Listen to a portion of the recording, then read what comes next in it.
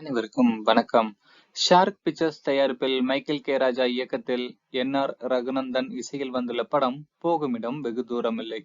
இதில் முக்கிய நடிகர்களாக விமல், கருணாஸ் நடித்துள்ளனர்.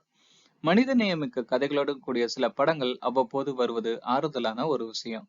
இந்த படத்தின் இயக்குனரும் அப்படியான ஒரு கதையை கொடுத்திருக்கிறாரு.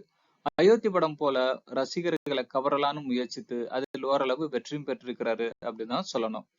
சென்னையில மாய்ச்சுவரி வேன் ஓட்டுபவர் விமல் நிறைமாத கர்ப்பிணிய பிரசவத்துக்காக தனியார் மருத்துவமனையில் சேர்த்திருக்கிறாரு. அதற்கு தேவையான பணத்துக்காக ஒரு பிணத்தை ஏத்திக்கிட்டு தன்னுடைய வேன்ல திருநெல்வேலி போறாரு. வழியில லிப்ட் கேட்டு ஏறிக்கொள்றாரு கருணாஸ்.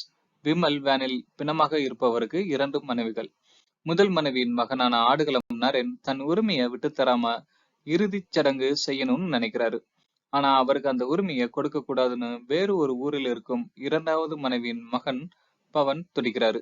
கடைசி காலத்துல அப்பாவை பார்த்து கொண்டவரு பவன். சென்னையில புறப்பட்ட விமல் வழியில் காதல் ஜோடி ஒன்றுக்கும் லிப்ட் கொடுக்கிறாரு. ஒரு இடத்துல சற்று இளப்பாறும் போது வேனில் இருந்த பிணம் காணாமல் போகுது. இதன் பின் என்ன நடக்குது அப்படிங்கறதான் படத்தின் மீதி கதை. சென்னை தமிழ் பேசும் வேன் டிரைவராக விமல். மதுரை தமிழ் பேசியே பல படங்கள்ல நடிச்சவரு. அவருக்கு வராத சென்னை தமிழ எப்படியோ தட்டு தடுமாறி பேசி சமாளிக்கிறாரு. சென்னையில பிரசவத்துக்காக மனைவிய மருத்துவமனையில் சேர்த்து அதற்காக செலவுகள் தரும் அழுத்தம் ஒரு பக்கம். தன் வேனை தள்ளுவதற்கு உதவியா இருக்கட்டுமே அப்படின்னு கருணாஸ் ஏற்றுக்கொண்டதுனால அவர் தரும் தொந்தரவுகள் மறுபக்கம். திடீரென பிணம் காணாமல் போக எப்படி சமாளிப்பது அப்படின்னு தவிப்பது இன்னொரு பக்கம் என அவர் மீது ஒரு அனுதாபம் ஏற்படும்படி நடிச்சிருக்கிறாரு. முன்னாள் தெருக்கூத்து கலைஞராக கருணாஸ். கூத்துக்களை வாழணும், அதை பலரும் ரசிக்கணும் அப்படின்னு நினைப்பவரு. விமலுக்கு அவ்வப்போது தொந்தரவு செஞ்சாலும் கிராமத்து மனிதர்கள் வெள்ளந்தியான மனிதர்கள் அப்படின்னு காட்டுறாரு. காதல் ஜோடிக்கு அடைக்கலம் கொடுக்க விமலிடம் வற்புறுத்தும் போது அவருக்குள் இருக்கும் ஈரம் வெளிப்படுது.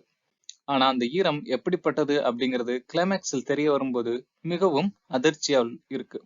இப்படியெல்லாம் கூட ஒரு மனிதன் செய்ய முடியுமா அப்படிங்கிறது சினிமாத்தனமாக இருப்பதனால அதை நம்மளால ஏற்றுக்கொள்ள முடியாத அளவுக்கு இருக்குது. ஒரு பக்கம் விமல் கருணாசின் வேன் பயணம் திரைக்கதையில் பயணிச்சுக்கிட்டு இருக்கும் போதே கூடவே அண்ணன் ஆடுகளம் நரேன், தம்பி பவன் ஆகியோருக்கிடையிலான பகையும் அப்பா மீதான பாசமும் பயணிக்குது. நரேனுக்கு குறைவான காட்சிகள் தான் என்றாலும் பவன் காட்சிகள் கொஞ்சம் கூடுதலா இருக்கிறதுனால அவருக்கு நடிப்புக்கும் முக்கியத்துவம் கிடைச்சிருக்கு. காதல் ஜோடிகளை மன்னிச்சு விடு அப்படின்னு அம்மா கால்ல விழுந்து கேட்டதும் கலங்கும் அருள்தாஸ், அப்பாவுக்கு செய்யும் சடங்க விட்டுத்தர முடியாது என தம்பி பவனுக்கு ஆதரவாய் இருக்கும் தீபா சங்கரும் நிறைவா நடிச்சிருக்காங்க. விமல் மனைவியாக மேரி ரிக்கர்ட்ஸ் சில காட்சிகளில் மட்டும் வந்து போறாரு. பயண கதைகள்ல ஒளிப்பதிவாளருக்கு அதிக வேலை இருக்கும். பல்வேறு கோணங்கள்ல அந்த பயணத்தை காட்ட வேண்டியிருக்கும். அதை சிறப்பா செஞ்சிருக்கிறாரு ஒளிப்பதிவாளர் டெமில் சேவியர் எட்வர்ஸ்.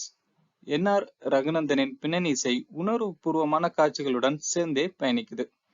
திரைக்கதையில மட்டும் சில பட்டி டிங்கரின் வேலைகளை பார்த்திருந்தா பயணத்துல வேகத்தடைகள் இல்லாமல் இருந்திருக்கும்.